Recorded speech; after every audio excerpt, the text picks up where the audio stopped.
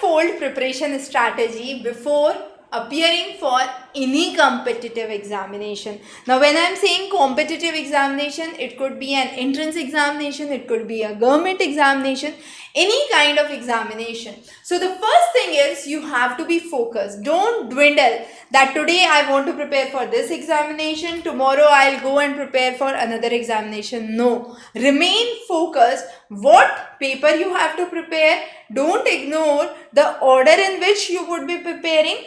Be aware of how vast the syllabus is and how things are happening.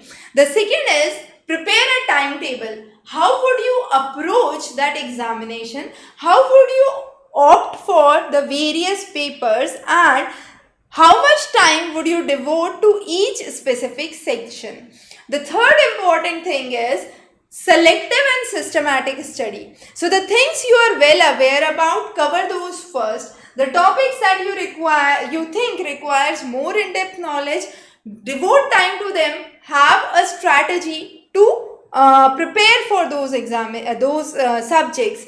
The next is practice. The more you practice, the better it is. It's rightly said, practice makes a man perfect. So find out your weak areas through SWOT analysis, which is understanding your strengths, weaknesses, opportunities and threats.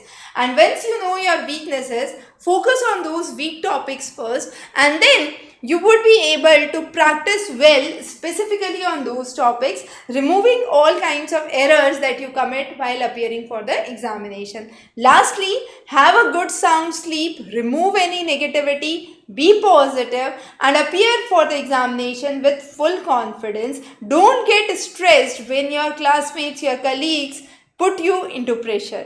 Those are some of the most important tips and strategies before your examination and to have a right strategy for preparation.